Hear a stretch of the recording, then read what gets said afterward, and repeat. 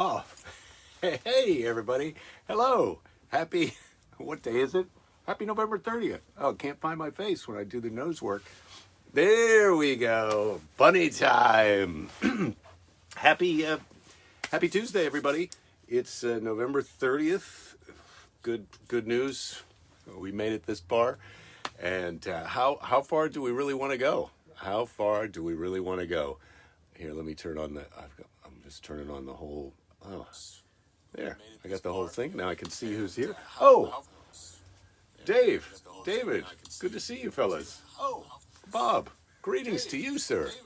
I'm going to turn this down. Oh, that's better. Now, how do I turn off the magic thing? There we go. Turn it off. I do like the bunny ears, but we don't have to have that.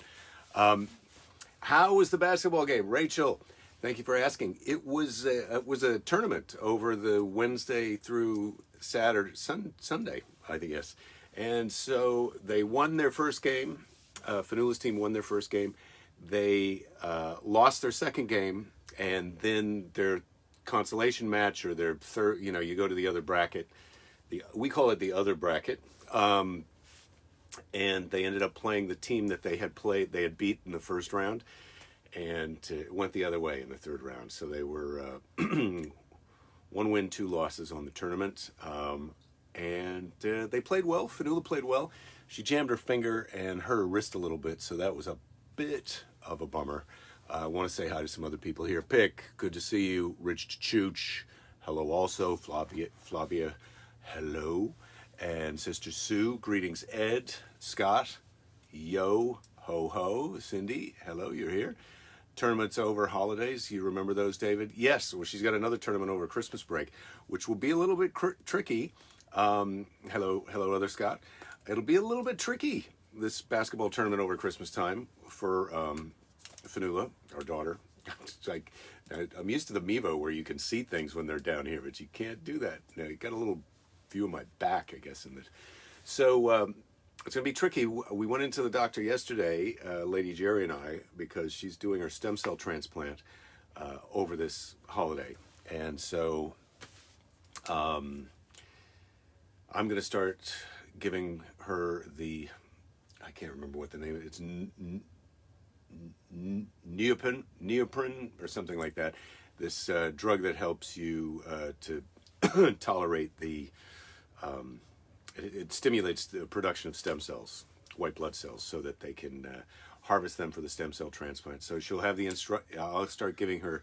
I'll give her 2 injections a day, Thursday, Friday, Saturday, and Sunday. So 8 injections, and then Sunday evening we'll go in for her to receive another injection, and then they begin the stem cell harvest on Monday, and that lasts 2 to 4 days, and then on the following Monday Sunday they give her the high dose Malfolin. The chemo takes her out of it, and then they reintroduce the stem cells back in. And so I asked the doctor yesterday.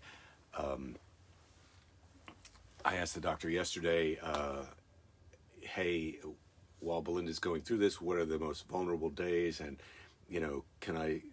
everybody's vaccinated, but I've been training jiu-jitsu. Can I do that? The doctor said, no. That was not the answer that I wanted. And it was the answer that Belinda wanted. Lady Jerry got her way, as she often does, even pre-cancer.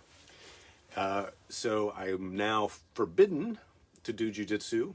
I guess I'd already put in 2 weeks off the mat because I caught a cold and didn't want to expose them to it, and then the gym was closed over Thanksgiving. Now I'm not going to be able to go to jiu-jitsu again until mid-January. Mid-January. That's a long time from now. So I'm going to be watching jiu-jitsu instructionals, and I'm going to be wrestling with my own jiu-jitsu dummy, who I'm going to name because we're going to get to know each other better. So no jiu-jitsu, and also our friend Christella invited me to do a show with her on Sunday, and I had to demur for 2 reasons. Number one, we're going in for an injection during the time when I would have to be on my way to the show. And number 2, no comedy shows until mid-January for me. No live comedy shows for me till mid-January. So that may mean a more extensive daily briefing schedule because I'm going to be so needing some kind of connection and fix. So we're going to help each other through this time. I don't know exactly how often I'm going to be doing it, but I'll be here Friday for sure, and maybe I'll be here on Thursday. I don't know, this week, and then I'll let you know about next week. What else can I tell you? So no comedy shows in jiu-jitsu. Bummed out about that. I did find my brochure for the Spam Museum. So my next time through Minneapolis, I have, and this is free admission to the Spam Museum. I have directions on how to get there. There's a map in here. So just so you know, my sincerity about wanting to visit the Spam Museum is verified by the brochure, which I collected, I think, more than a couple of years ago. So my follow through, my completion rate is high, but the amount of time it takes me to get there sometimes is also high. And speaking of which, so now since I'm not doing jiu-jitsu and I'm not doing comedy shows, I'm going to be redoing. I need to spruce up my website. I'm trying to get somebody on board for that. Hopefully Christella can help me, or I have another friend, David, who may help me with that. And then I'm going to start a blog, because I've enjoyed blogging for the Caring Bridge site. And fuck cancer. Thank you, Dave.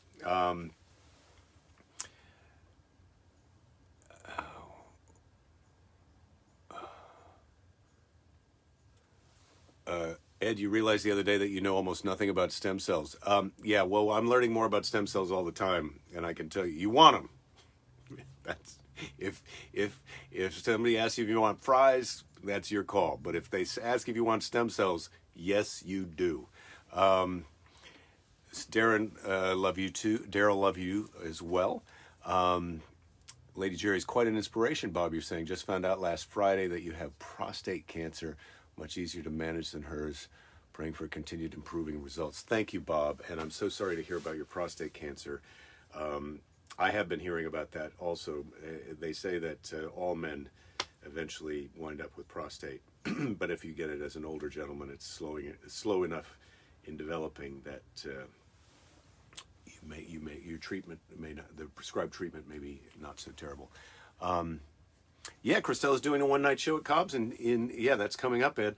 I was supposed to go to Brea this weekend, but you should definitely go see her at Cobb's, and please tell her that you're here from the Daily Briefing, because that will make her so excited.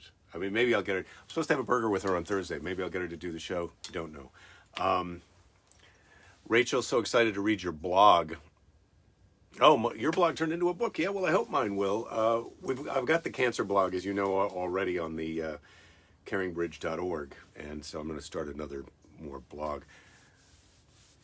Christopher, you're asking if I'm going to be able to get more I Am Happy shirts. I think I may order some more, though. You know, I've got some sex robot shirts and some You Can't Win 'Em All shirts that I had been waiting to sell at gigs, but I may have to figure out a way to offer that. That's the other thing that I need to work. I need to work out how to do my own merch, because right now my friend Kimball is handling it, and so I send him a box of a bunch of stuff, and then he sends out the orders once at a time, and then it's just as I think I can probably take that job over. So the answer to the are we going to get more I Am Happy shirts? I think I am going to do that, especially in light of this new reason to be happy. You need some You Can't Win 'Em All shirts. Rachel, yes, now more than ever, you need a You Can't Win 'Em All shirt, and I do have those. I have to go and get a little inventory of those. I may bust those out as possible Christmas gifts. I'm going to get a Venmo. Then you can Venmo me, and I'll just mail you a shirt. I got to figure out how to do all this stuff. I maybe ask my friend Clinton how to do that. But in case you thought I forgot, I did not. It is Tuesday, and I have a story from the Children's Bible. Today's story from the Children's Bible is Joseph and the Potter's Wheel. Joseph and the Potter's Wheel. And this is sometimes I don't know if it's because they've made it into the Children's Bible. The washing machine 8-year-old shirt. Finally, not choppy on your iPad. Rich, well, I'm going straight from the phone. I also solved the get the video off the phone so I can take it to YouTube. I got an app for that. Anyway, God spoke to a young man called Jeremiah. And the title of today's episode in the Children's Bible is Jeremiah and the Potter's Wheel. God spoke to a young man called Jeremiah, telling him that he had been chosen as a prophet. But I am young, said Jeremiah, and know nothing. Which that doesn't sound like these young people we've got today.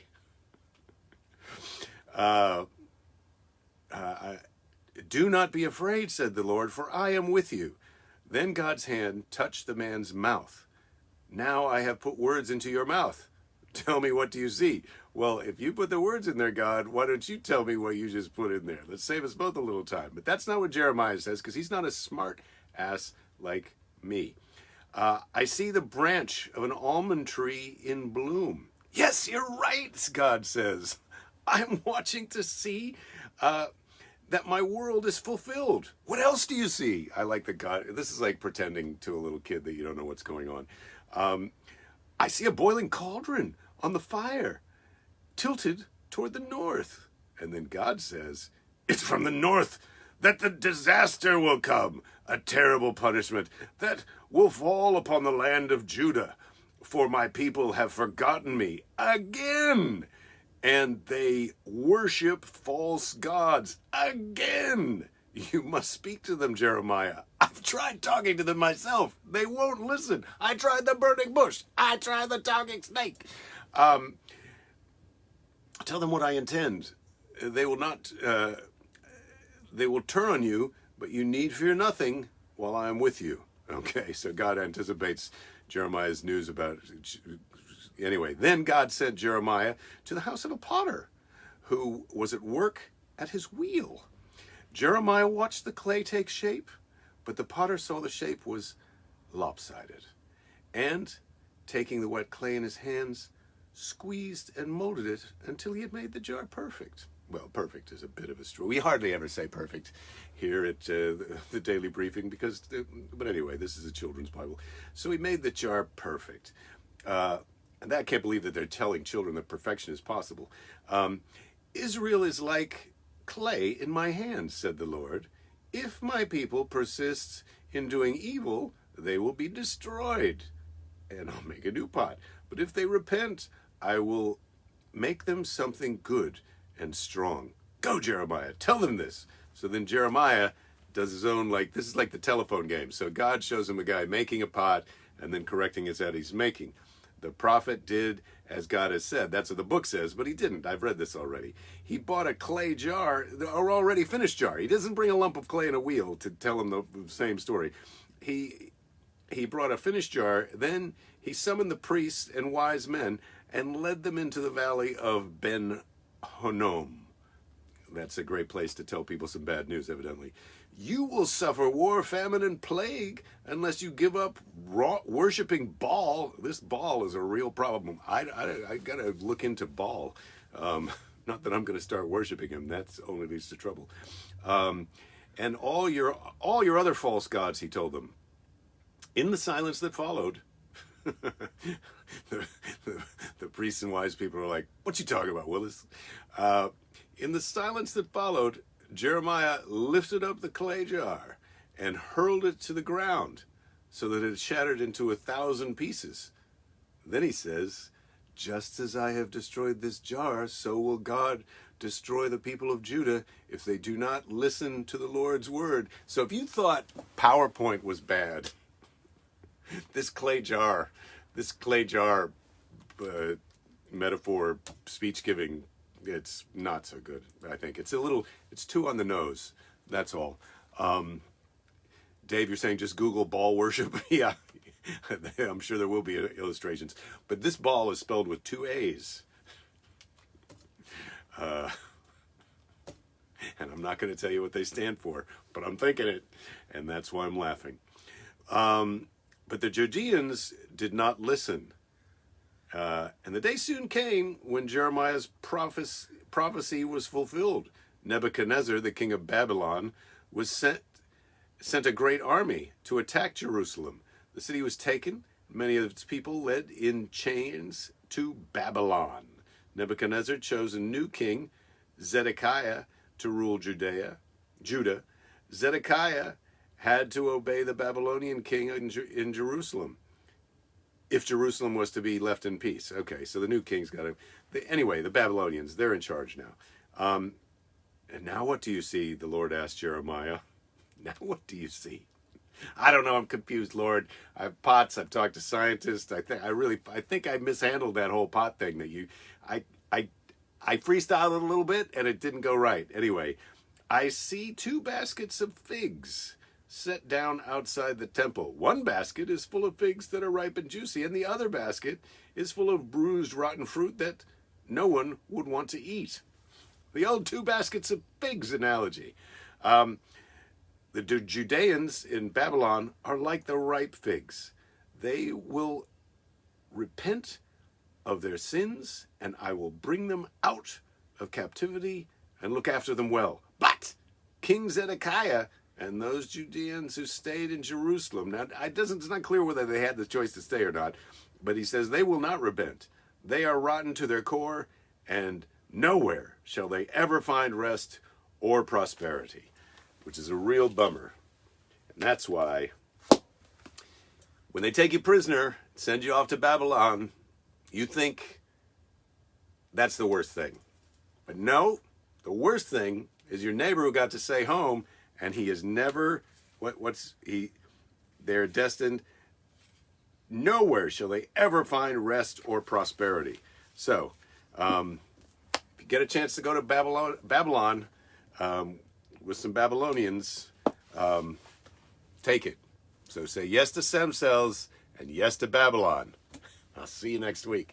I'm not done yet.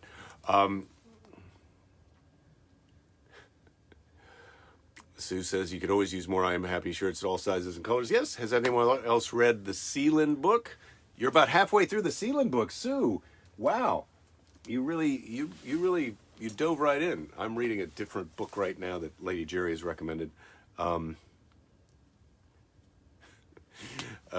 you're saying they might have listened better if he used a talking frog with a pig girlfriend. Hey, I know, but that's plagiarism.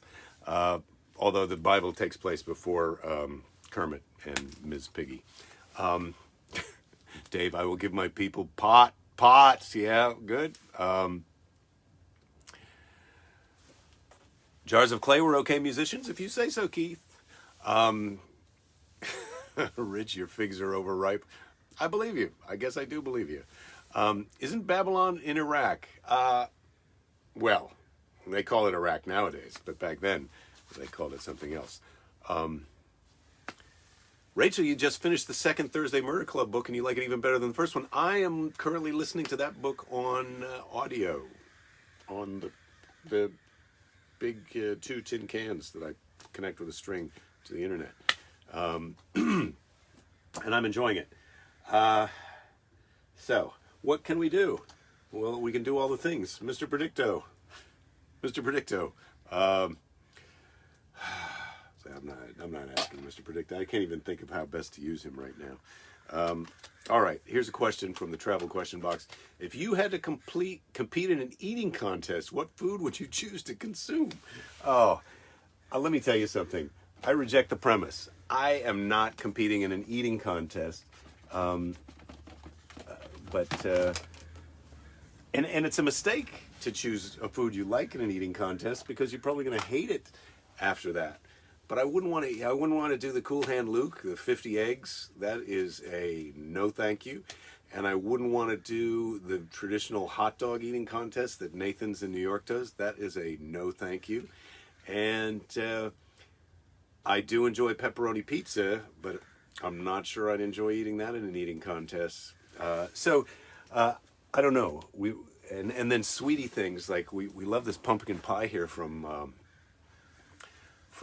Earth Cafe, but one piece of that a day is enough. If you eat too much of it, it quickly turns from I'm enjoying this to I'm not enjoying this. And so I'm advising against food eating contests for all of all of our fellow viewers today. So no, let's go back again. No, Babylon, yes. Stem cells, yes. Food eating contests, no thank you. So that's where we're at. Liquor and chocolates, Dave. Those are two good choices. I think if I'm drinking, though, I usually like to have something salty. That's me. That's me. I'm just getting a text from my friend David about Squarespace, and he's saying he doesn't like it.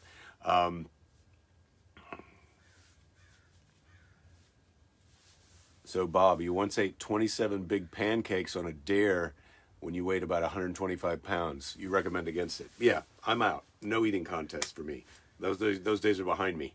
I don't think I'm going to be entering any foot races either. Ed, you love the Earth Cafe. You know, Ed, good for you. I don't like, it's too much of a yoga mat lady vibe there, which I normally do like that, but I can't. It's too I don't like the whole, it makes me anxious to wait there. Never got back to 125. Yeah, I never got back to my original weight as a baby either, but there's time. Carl, good book, The Four Horsemen of the Esophagus, about competitive eating. Amazon, amazing group of big eaters. Yeah, Carl, I guess I'm curious about that, but how curious? I don't know. It's like Lady Jerry asked me the other day, because there's all these kooky lawyer billboards on the way to Westwood where we're going to the doctor. She was like, what does it cost to get a billboard, I wonder? And I said, I wonder that too, but not enough to find out. The answers to these questions are so attainable. I mean, you could know how much does it cost to buy a billboard, rent a billboard space on Westwood Boulevard. You can find that out, but I don't. I've got better shit to do right now. Popcorn eating contest sounds good. Rich, yeah, I feel like it's the contest part that I don't like. Would I like to eat a lot of popcorn? Yes, I would. Would I like to eat a lot of pepperoni pizza? Yes, I would. But do I want to keep eating it after I'm no longer enjoying it? No, I do not.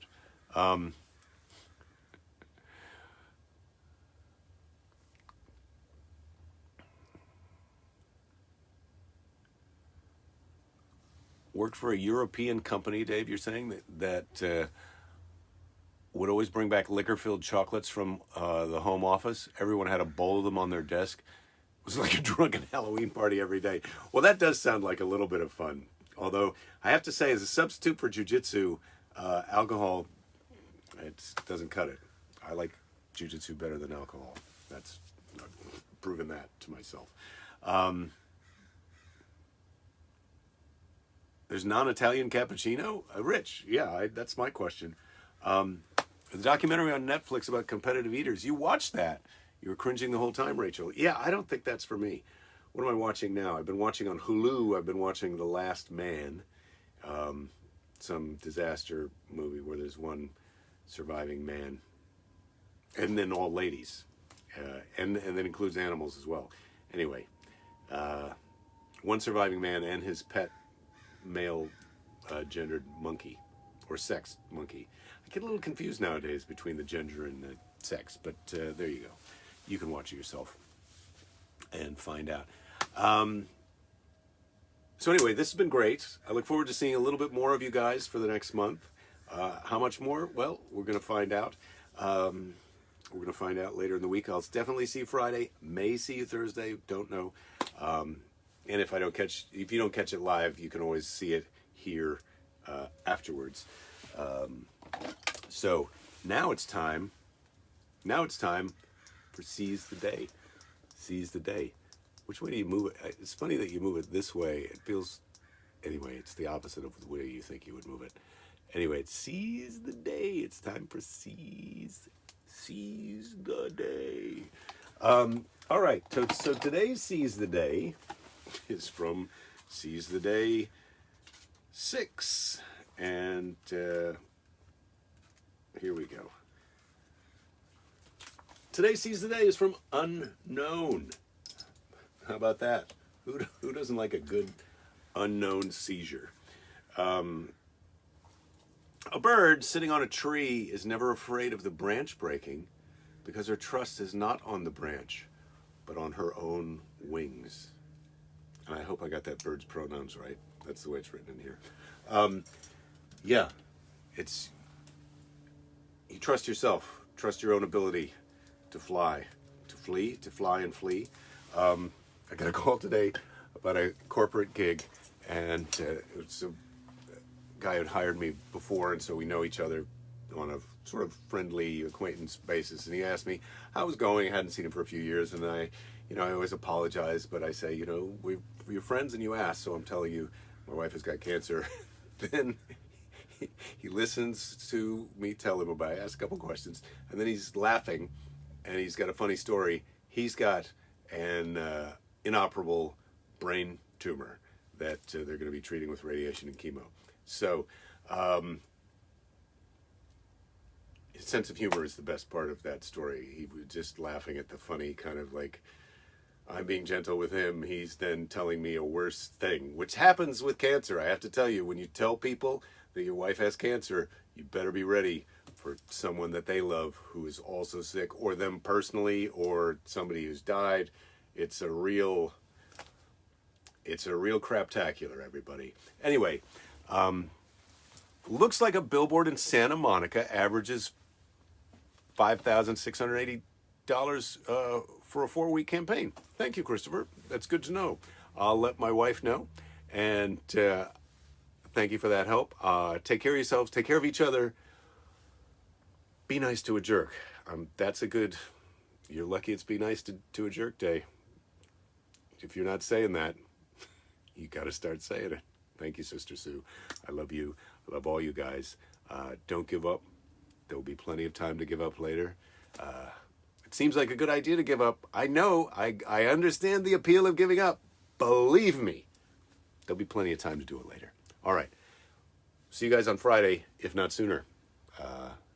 Happy Tuesday.